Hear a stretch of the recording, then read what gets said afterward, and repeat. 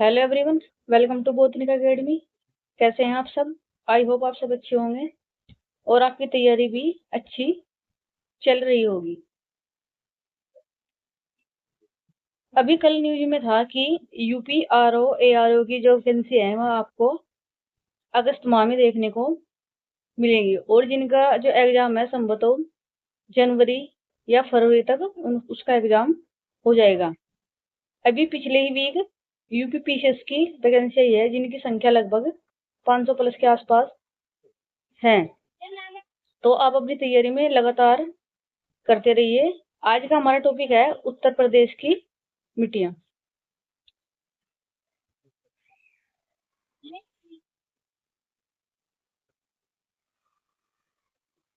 उत्तर प्रदेश की मिट्टियां। मिट्टी एक बहुमूल्य प्राकृतिक संसाधन है, यानी कि मिट्टी जो है यह एक बहुमूल्य प्राकृतिक संसाधन है। मृदा शब्द की उत्पत्ति लैटिन भाषा के शब्द सोलम से हुई है। जो मृदा शब्द है इसकी जो उत्पत्ति है वो लैटिन भाषा के शब्द सोलम से हुई है, जिसका अर्थ है फर्श। फर्श यानी कि फ्लोर। इसमें जो पाए जाने वाले हैं, मिट्टी में पाए जाने वाले जो हैं पदार्थ, इसमें है खनिज पदार्थ, जैव पदार्थ, जल, वायु, सूक्ष्म जीव, ये इसमें मिट्टी में पाए जाते हैं। अब है उत्तर प्रदेश की मिट्टियों का क्षेत्रीय विभाजन। उत्तर प्रदेश की मिट्टियों का क्षेत्रीय विभाजन की जो क्षेत्र है उत्तर प्रदेश के किस किस क्षेत्र पर किस तरह की मिट्टी पाई जाती है। पहला जो क्षेत्र है हमारा वह है भाबर एवं तराई क्षेत्र। पहला जो क्षेत्र है वह है भाबर व तराई क्षेत्र की मिट्टी। इसमें जो है हिमालय की नदियों के भारी निष्पेक्षों से निर्मित होती है, यानी कि जो हिमालय की जो जितनी नदियां होती हैं उनसे संबंधित जो निष्पेक्ष होता है वहां से निर्मित ये होती है। यानी कि जो हिमालय की नदियां हैं हिमालय में से नदियों द्वारा मिट्टी को बहाकर लाया जाता है। इसमें क्या होता है, कंकड़ पत्थर तथा मोटे बालुओं से निर्मित होती है। इनमें कंकड़ पाए जाते हैं, पत्थर पाए जाते हैं, मोटे बालू यानी कि जो मोटी वाली मिट्टी होती है वे इसमें पाए जाते हैं। तराई क्षेत्र की मृदा, तराई क्षेत्र की मृदा ये थी भाबर क्षेत्र की मृदा। अब तराई क्षेत्र की ये होती है समतल, दलदली, नम व उपजाऊ। जो भाबर क्षेत्र की जो मिट्टी होती है इसमें जो फसल है वो बहुत कम होती है, ना के बराबर ही होती है। लेकिन जो तराई क्षेत्र की मृदा है यह बहुत उपजाऊ होती है और यहाँ पर अधिक फसल होती है। गन्ने और धान यहाँ पे सबसे अधिक पैदावार होती है। गन्ने और धान की यहाँ पर सबसे अधिक पैदावार होती है।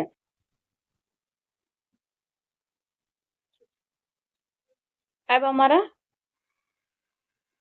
मध्य के मैदानी क्षेत्र, ये है हमारे मध्य के मैदानी क्षेत्र।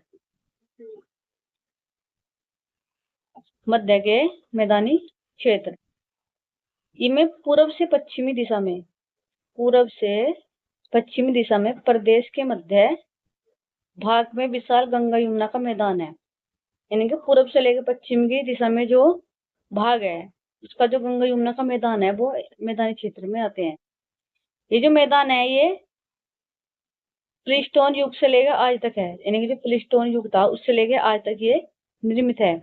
यहाँ की मिट्टी को जलोढ़ या कछारी या भात मिट्टी कहा जाता है।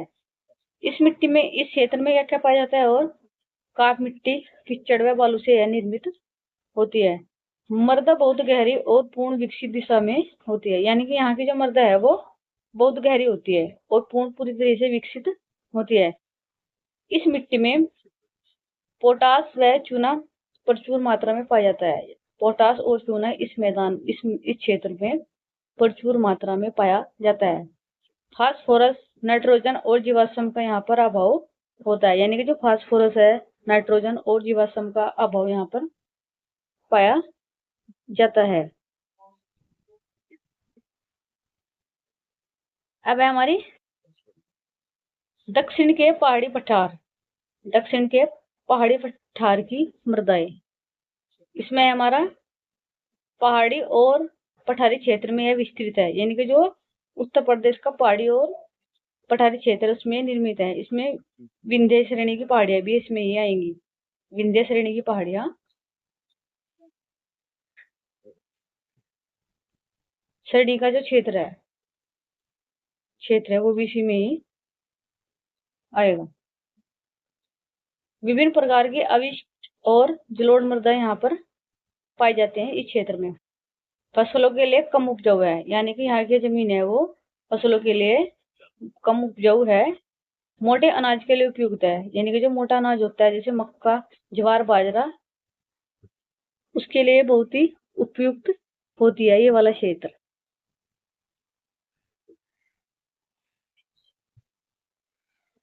अब है हमारा भाबर क्षेत्र। भाबर क्षेत्र की जो मृदा है, यह है हमारा भाबर क्षेत्र की मृदा है। निर्माण कैसा होता है इसका? हिमालय नदियों के भारी निष्पक्ष से निर्मित होती है, यानी कि हिमालय क्षेत्र की जो नदी होती है ये इनसे निर्मित होती है। इसकी जो संरचना है, इसका निर्माण कैसे होता है इस मिट्टी का? कंकड़ों, पत्थरों तथा मोटे बालू से निर्मित होती है। जितने कंकड़ पत्थर होते हैं और ये मोटे बालू से निर्मित होती है। यहाँ पर फसल नहीं होती है, फसल नहीं होती। और जहाँ की मिट्टी वह अनउपजाऊ होती है, अनउपजाऊ। ये जो मिट्टी होती है अनउपजाऊ होती है। अब हमारा तराई क्षेत्र, यह उपजाऊ क्षेत्र होता है। यह होता है उपजाऊ क्षेत्र। उपजाऊ क्षेत्र निर्माण होता है महीन कणों के निष्पेक्ष से निर्मित, यानी कि जो बारीक बारीक कण होते हैं मिट्टी के, उनसे क्षेत्र निर्मित होता है। यहाँ की भूमि समतल, दलदली, नम और अत्यंत उपजाऊ होती है।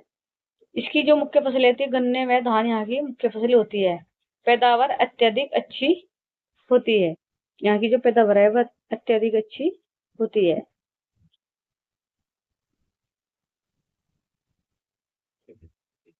अब उत्तर प्रदेश की मीडिया में मध्य के मैदानी क्षेत्र की मृदा, यानी कि जो उत्तर प्रदेश की मध्य के मैदानी क्षेत्र की जो मृदा है, इनकी जो उत्पत्ति है इसकी, ये पूर्व से पश्चिमी दिशा में प्रवेश के मध्य भाग में विशाल गंगा मैदान में निर्माण में प्लोस्टीन युग से आज तक हुआ है।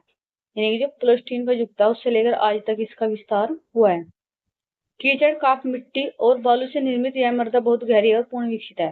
गहरी का मतलब होता है कि जड़े, यानी कि जो एक रेतीली मिट्टी होती है जो फुलफुली होती है, लेकिन ये गहरी होती है जो बिल्कुल चिपटी होती है आपस में, और पूर्ण विकसित होती है पूरी तरीके से। नामकरण, इसे और किस नाम से जाना जाता है? इसे जलोढ़, कछारी या भाद मिट्टी भी कहा जाता है। रासायनिक प्रोफाइल, इसमें प्रचुर मात्रा में पोटास व चूना इसमें पाया जाता है। अभाव, इसमें किस चीज का अभाव होता है? फास्फोरस, नाइट्रोजन और जीवाश्म, इस चीज का इसमें अभाव होता है।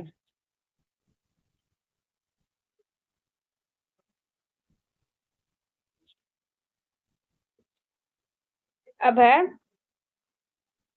उत्तर प्रदेश की प्रमुख मिट्टियां। इसमें है पहले नंबर पर खद्दर मिट्टी। खद्दर मिट्टी, इसको कछारी एवं निमीन जलोढ़ मृदा भी कहते हैं। इसका जो रंग और कण होता है, यानी कि जो मिट्टी है कैसे रंग की होती है? यह मिट्टी हल्के भूरे रंग की छिद्र युक्त महीन कणों वाली होती है। छिद्र युक्त यानी कि इसमें ज्यादातर छिद्र नहीं होते हैं। यह महीन कणों वाली होती है, छोटी छोटी बिल्कुल बारीक। जल धारण क्षमता, इसकी कितनी जल धारण क्षमता है? बांगर की अपेक्षा यह अधिक जल धारण करने वाली होती है। बांगर की जो मिट्टी होती है वो रेतीली मिट्टी होती है, वह इतना जल धारण नहीं कर सकती जितना ये खद्दर मिट्टी करती है। इसका अगर हम निर्माण करें, जो इसकी उर्वरक शक्ति है वह कैसी है? नदियों द्वारा बहाकर लाए गए नवीन अवसादों के कारण उर्वरा शक्ति अधिक होती है। यानी कि जो नदियां हैं, हिमालय की नदियां हैं, वहां से जो लाए हुए अवसाद होते हैं, अवसाद मिट्टी को बोलते हैं। अवसाद, इसे देहाती भाषा में बोलते हैं इसको गाद मिट्टी। गाद मिट्टी, यानी कि जो नदियां होती हैं, जो इस जो नवीन नवीन अवसाद है, गाद मिट्टी है, इसको बहाकर लाती हैं, जिससे इसकी उर्वरक शक्ति अधिक होती है।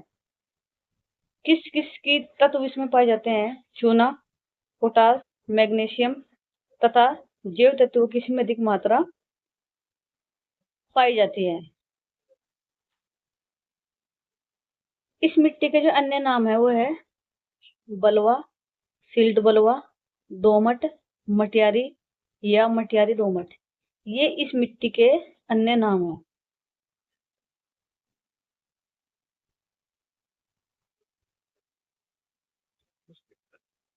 नंबर 2 पे है बंगर की मिट्टी। इसको पुरानी मिट्टी भी कह देते हैं, पुरानी जलोढ़ या पुरानी मिट्टी भी इसको कहते हैं। अब इस क्षेत्र की बात करें, गंगा यमुना का वह मैदानी क्षेत्र जहां बाढ़ का पानी नहीं पहुंच पाता।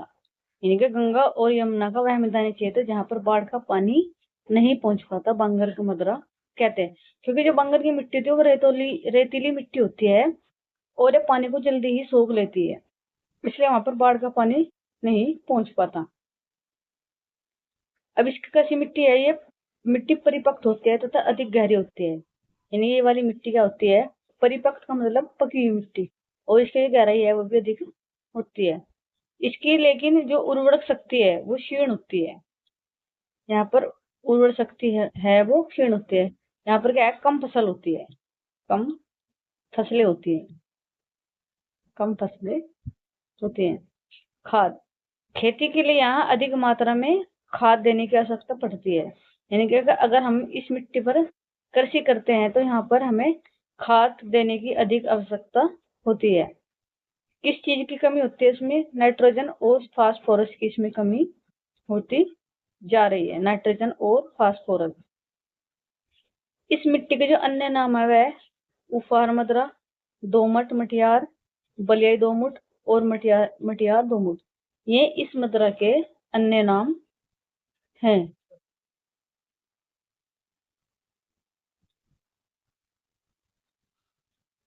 अब हम खादर मिट्टी और बंगाल मिट्टी की तुलना करते हैं। इसका है तुलनात्मक अध्ययन। आयु, यह नवीन जलोढ़ मिट्टी है। यानी कि जो नदियां हैं वे ऊपर से, हिमालय की नदियां हैं वहां से अपने अवसाद को लेकर आती है। यह है पुरानी मिट्टी, इसको बोलते हैं पुरानी जलोढ़ मिट्टी। बाढ़ का प्रभाव, प्रतिवर्ष यहाँ पर बाढ़ का पानी पहुंचता है और यहाँ पर बाढ़ का पानी नहीं पहुंच पाता। उर्वरक शक्ति, यहाँ की उर्वरक शक्ति अधिक उपजाऊ है, यानी कि फसल यहाँ पर अधिक होती है। यहाँ की क्षीण होती है, कम उपजाऊ होती है। यहाँ पर फसल उगाने के लिए हमें अधिक खाद की जरूरत पड़ती है। जल जल जल धारण क्षमता यहाँ की अधिक होती है, यहाँ की सामान्य है। फिर है खाद की आवश्यकता, यहाँ पर कम खाद की आवश्यकता होती है, यहाँ पर अत्यधिक खाद की आवश्यकता होती है। इस तभी हम बंगर मदरा में फसल को उगा सकते हैं।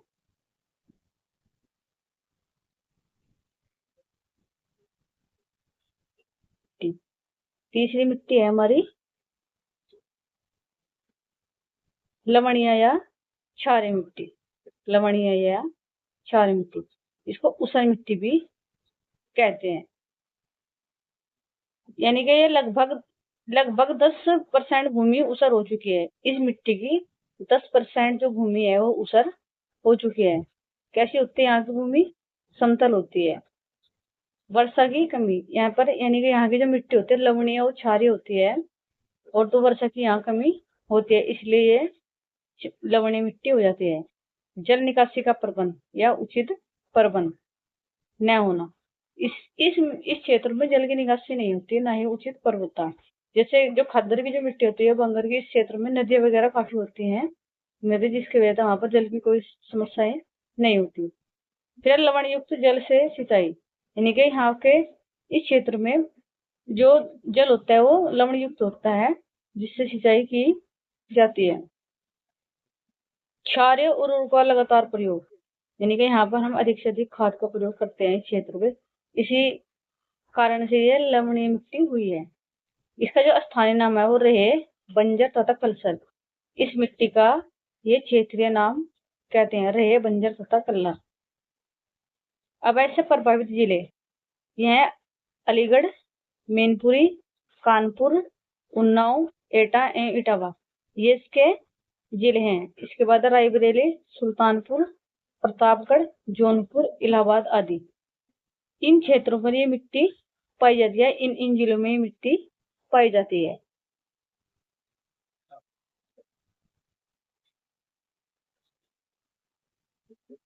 अब हमारे ऊसर भूमि के प्रकार, जो ऊसर भूमि थी उसके प्रकार कितने हैं। नंबर 1 पे है लवणीय ऊसर, नंबर 2 पे है क्षारीय ऊसर। लवणीय ऊसर इसको क्या कहते हैं हम, लवणीय ऊसर, इसमें क्या सोडियम, पोटेशियम, सल्फेट व कैल्शियम इस मिट्टी में पाए जाते हैं। सोडियम, पोटेशियम, सल्फेट व कैल्शियम इस लवणीय ऊसर मिट्टी में पाए जाते हैं। पीएच मान होता है इसका 8.5 से कम, 8.5 से कम इसका पीएच मान होता है।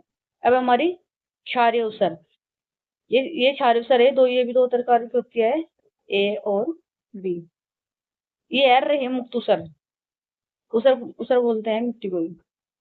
ये होती है रेह युक्त, ये मुक्त और ये युक्त। अगर इसकी बात करें रेह युक्त की, उत्तर प्रदेश में इसका अधिक विस्तार है, यानी कि जो उत्तर प्रदेश में इसका इस क्षेत्र का ज्यादा विस्तार है रेह युक्त मिट्टी का। सतह पर सोडियम लवणों के कारण, सतह पर सोडियम लवणों के कारण इसका रंग काला हो जाता है, यानी कि सतह पर सोडियम लवणों के कारण इसका रंग काला हो जाता है। और इसका जो पीएच मान है वो भी 8.5 से अधिक है। इसका 8.5 से कम है और इसका 8.5 से अधिक है।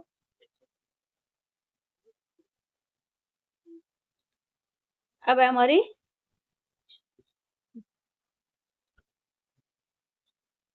मरुस्थलीय मिट्टी और बूढ़ मिट्टी। ये हमारी मरुस्थलीय मिट्टी 4 नंबर पर। मरुस्थलीय होते हैं जहाँ शुष्क क्षेत्र होता है, जहाँ पर वर्षा या पानी ना के बराबर होता है। जैसे शुष्क, इसको बोलते हैं शुष्क या अर्ध शुष्क स्थान, यानी कि अर्ध शुष्क का मतलब होता है कभी पानी होना कभी नहीं होना। इन क्षेत्रों में राजस्थान, हरियाणा की सीमा लगती है। ये हमारे पश्चिम के जिले हैं। कौन कौन से जिले हैं जिसमें, मथुरा, आगरा और अलीगढ़, ये मरुस्थलीय मृदा में शामिल है। यानी कि इन क्षेत्रों की जो मृदा मिट्टी है वो मरुस्थलीय कहलाती है। अगर हम इस मिट्टी का निर्माण की बात करें तो कैसी होती है, शुष्कता तथा भीषण ताप के कारण चट्टानें विखंडित होकर बालू में परिणित हो जाती है। यानी कि यहाँ पर बहुत भीषण गर्मी पड़ती है। मथुरा में, आगरा और अलीगढ़ में यहाँ पर बहुत अधिक गर्मी पड़ती है। जो भीषण ताप के कारण यहाँ की जो मिट्टी है वो चट्टानें में विखंडित होकर बालू में निर्मित हो गई है। अब इसके क्या गुण है, लवण व फास्फोरस अधिक मात्रा में पाया जाता है। लवण व फास्फोरस यहाँ पर अधिक मात्रा में है। जीवाश्म व नाइट्रोजन का इसमें क्या है, अभाव पाया गया है। जीवाश्म व नाइट्रोजन का अभाव इसमें पाया गया है। अब हम इसके उपयोग की बात करें, सिंचाई द्वारा इसमें मोटे अनाज की खेती की जाती है। यानी कि इन क्षेत्रों पर मोटे अनाज जैसे मक्का, ज्वार व बाजरा, इनकी खेती या अन्य आदि इनकी खेती इस क्षेत्र में होती है।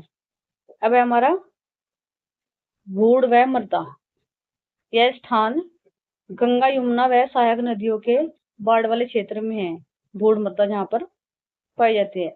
अब इस कैसे कैसे हुआ है इसका स्वरूप, बहुत पहले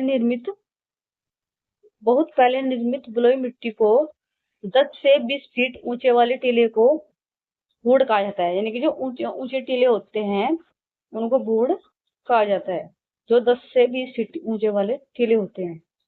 इसकी जो प्रकृति है वह कैसी रहती है, हल्की दोमट और बलुई मिट्टी ये होती है। यानी कि इसकी प्रकृति कैसी है, हल्की दोमट, वह इसको बलुई मिट्टी कहा जाता है। अब है हमारी काली मिट्टी, या इसको रेगुल मिट्टी भी कहा जाता है। काली मिट्टी या रेगुल मिट्टी मुख्य क्षेत्र कहाँ कहाँ पर पाई जाती है, प्रदेश के पश्चिमी जिलों तथा बुंदेलखंड क्षेत्रों में है पाई जाती है। इसका जो स्थानीय भाषा में से क्या कहते हैं, करेल या कपास मृदा कहा जाता है, क्योंकि कपास की खेती काली मिट्टी में ही होती है।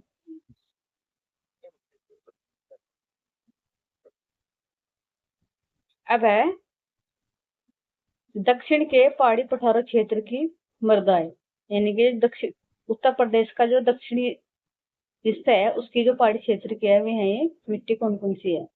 इनका निर्माण कैसे हुआ था इस मिट्टी का, प्री कैम्ब्रियन युग की चट्टानें में टूटने तथा अनेक भौतिक, रासायनिक व जैविक क्रियाओं द्वारा इस मिट्टी का निर्माण हुआ था।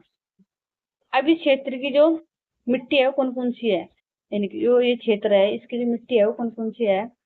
एक है लाल मृदा, दूसरी है परवाया पड़वा मिट्टी, तीसरी है मारिया माड़ मिट्टी, चौथी है राकड़ मिट्टी, पांचवी है भोटा मिट्टी।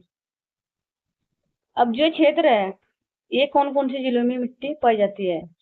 ललितपुर, झांसी, जालौन, हमीरपुर, महोबा, बांदा, चित्रकूट, दक्षिणी इलाहाबाद, गंगापार, मिर्जापुर, सोनभद्र, चंदौली, ये जितने जिले हैं इन जिलों में ये मिट्टी पाई जाती है, इन क्षेत्रों में।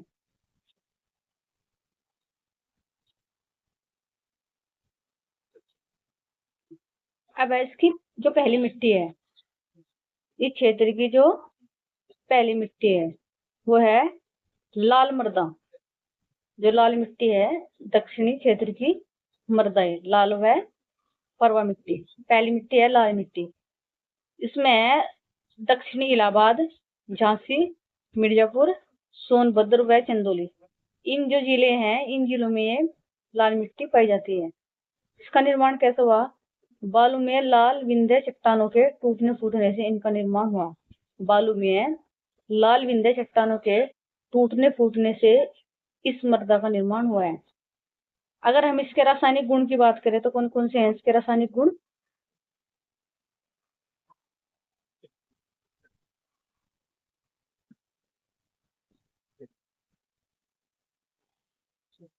अब है दक्षिणी क्षेत्र की मृदाएं, इसमें लाल व परवा मिट्टी।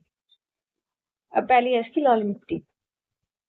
इसके जो क्षेत्र है किन के क्षेत्रों में पाई जाती है, इसमें दक्षिणी इलाहाबाद, झांसी, मिर्जापुर, सोनभद्र व चंदौली, इन जिलों में मिट्टी पाई जाती है। इसका निर्माण कैसा हुआ इस मिट्टी का। बालू में लाल विंध्य चट्टानों के टूटने फूटने से इसका निर्माण हुआ है। रासायनिक गुण कौन कौन से हैं इस मिट्टी के, इसमें नाइट्रोजन, फास्फोरस व चूना व तत्वों की कमी पाई जाती है। लौह अंश की इसमें अधिकता होती है। ओए! यानी कि लौह अंश इस मिट्टी में आयरन अधिक मात्रा में पाया जाता है। अब फसलें कौन कौन सी होती हैं देखो इसमें, दलहन और तिलहन, यानी कि दाल और जो जो तिलहन का जो तेल जैसे कि सरसों, सूरजमुखी या और नारियल, इनकी खेती होती है। और दलहन में जितनी भी हमारी दालें हैं उनकी खेती फसल इनमें होती है। दूसरी मिट्टी है हमारी परवा मृदा। इसका जो क्षेत्र है वो हमीरपुर, जालौन और यमुना के तटीय क्षेत्र, जो यमुना नदी है उसके तटीय क्षेत्र विशेषकर बीहड़ों के जो जंगल होते हैं उसमें ये परवा मिट्टी पाए जाते हैं। ये किस तरह की है, हल्के लाल भूरे रंग की बलुई दोमट मिट्टी, जैव तत्वों की कमी। फसलें कौन कौन सी होती हैं इसमें, जवार या खरीफ की फसल, चना और चने रबी की फसल। ये दो फसलें होती हैं, जवार और या खरीफ की फसल होगी, चना होगी हमारी रबी की फसल।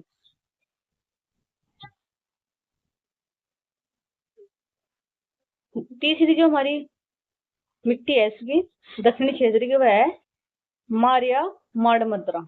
मारिया माड़ मद्रा, इसकी प्रकृति कैसी है, स्वरूप मृतिका बोलते हैं मिट्टी को या कले को। इसका रंग कालिया रेगुर मिट्टी है के समान ही है, चीकना व काला होती है। यानी कि जो मिट्टी है यह काली रंग की होती है और ये रेगुर मिट्टी के समान चिकनी व काली होती है। चिकनी व काली ये होती है। किस तरह के है इसमें, क्या क्या पाए जाते हैं इसमें, 60% सिलिकॉन, 15% लोहा और 25% इस मिट्टी में एल्यूमिनियम पाई जाती है। अब इसकी विशेषता है, यह कैसी इसकी किस तरह की मिट्टी पाई जाती है। यह जल पाने पर गोंद के समान चिपचिपी होती है, यानी कि जब इसमें पानी क्यों मिला दिया जाए तो गोंद के समान चिपचिपी हो जाती है, जिससे कृषि करना इसमें इस क्षेत्र में कठिन हो जाता है।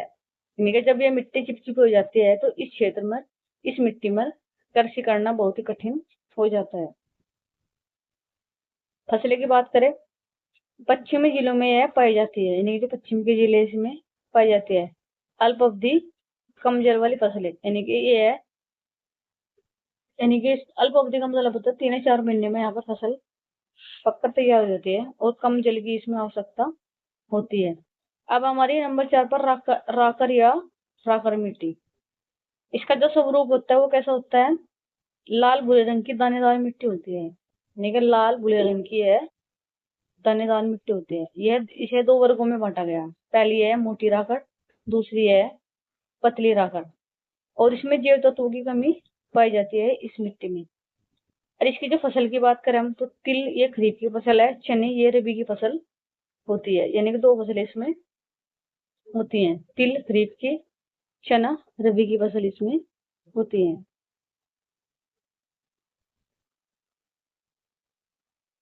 अब हमारी नंबर 5 पे भोटा मदरा एवं पठारी क्षेत्र की मुद्राएं। भोटा मदरा एवं पठारी क्षेत्र, इसका निर्माण कैसा हुआ था? विंध्य श्रेणी की चट्टानों के टूटने फूटने से इसका निर्माण हुआ था। जो विंध्य श्रेणी की जो चट्टानें हैं उनके टूटने फूटने से इस मिट्टी का निर्माण हुआ था। अगर इसके रंग की बात करें हम, इसमें कुछ लालिमा चट्टानी कणों के साथ हल्की दोमट का इसमें मिश्रण है, यानी कि मिश्रित मिट्टी भी इसको हम कह सकते हैं।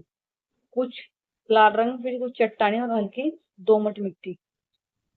अब इसमें फसलों की बात करें तो इसमें मोटे अनाज की खेती की जा सकती है। मोटे अनाज कौन से हैं?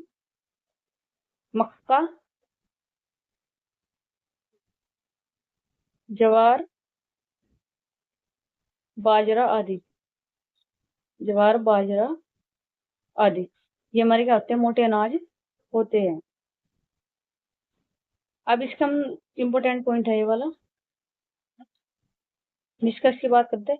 लगभग संपूर्ण बुंदेलखंड क्षेत्र में शुष्क खेती की जाती है, यानी कि जो बुंदेलखंड का क्षेत्र है इसमें सारी शुष्क खेती की जाती है। और यहाँ की उपज औसत स्तर भी कम होता है। यहाँ की उपज औसत स्तर क्या है वो, हाँ, यानी यहाँ का जो उपज औसत है वो स्तरीय होता है, यानी कि औसत स्तर की यहाँ पर फसल होती है।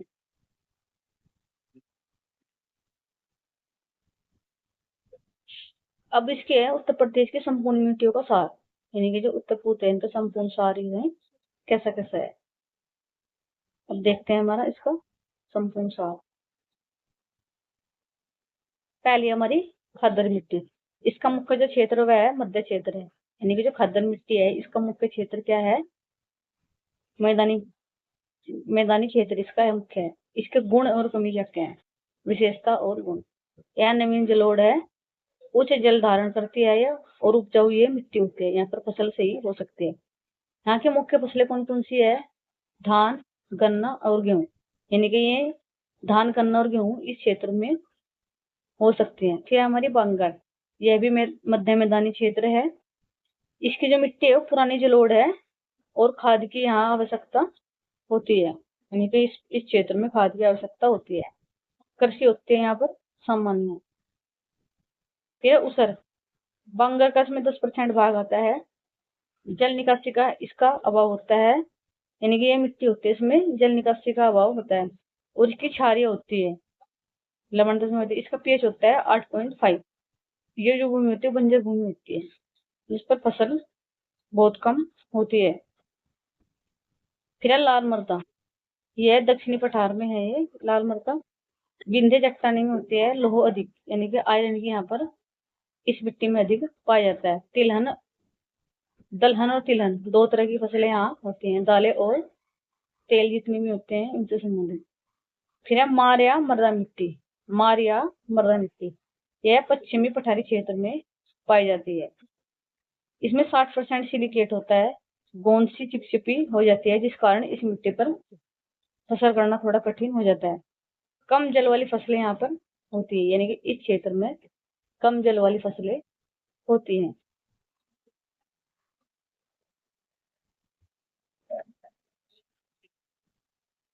अब है उत्तर प्रदेश के महत्वपूर्ण तथ्य। इस मिट्टी के जो में महत्वपूर्ण तथ्य हमारे कौन कौन से हैं उत्तर प्रदेश की? उत्तर प्रदेश की अधिकांश मुद्राओं में नाइट्रोजन फास्फोरस और जीवाश्म का भारी अभाव पाया जाता है। यानी कि उत्तर प्रदेश की जितनी भी मिट्टी होती है उनमें नाइट्रोजन, फास्फोरस और जीवाश्म का भारी अभाव पाया जाता है। इसमें है अगला पॉइंट, मध्य मैदानी क्षेत्र की, जितने भी मध्य मैदानी क्षेत्र की जो खाद्यान्न मृदा के कारण प्रतिवर्ष नवीन होती रहती है। यानी कि जो मध्य मैदानी क्षेत्र है वहां की जो मृदा है, मिट्टी है, जो बाढ़ आती है प्रतिदिन वर्षा के समय में, उसकी वजह से वहां की मिट्टी हर वर्ष नई होती रहती है। जबकि बंगर में अत्यधिक उर्वरक की आवश्यकता होती है। जो बंगर की मिट्टी है वो उसको पुरानी जलोढ़ मिट्टी कहा जाता है। इसके बाद है दक्षिणी पठारी क्षेत्र। दक्षिणी पठारी क्षेत्र में क्या है, यहाँ की जो मृदा है यानी कि मिट्टी प्राचीन प्री कैम्ब्रियन और विंध्य चट्टानों से मिट्टी बनी है, जो मुख्य रूप से शुष्क खेती, दलहन और तिलहन के लिए उपयोगी होती है। यानी कि इस क्षेत्र की जो मुख्य फसल है ये शुष्क मिट्टी होती है, और यहाँ पर दलहन और तिलहन इस दलहन और तिलहन फसल के लिए सबसे उपयुक्त मिट्टी होती है। ये आज हमने उत्तर प्रदेश की मिट्टी है इसे कंप्लीट करा दिया है एक ही वीडियो में। अगर आपको हमारी वीडियो अच्छी लगे तो वीडियो को शेयर कीजिए और कमेंट में बताइए। थैंक यू, धन्यवाद। और इसका जो, अगर आपको इसकी पीडीएफ चाहिए तो हम इसका जो लिंक है वो पीडीएफ, इसका टेलीग्राम चैनल का जो लिंक है वो आपको हम इसके वीडियो के डिस्क्रिप्शन में डाल देंगे।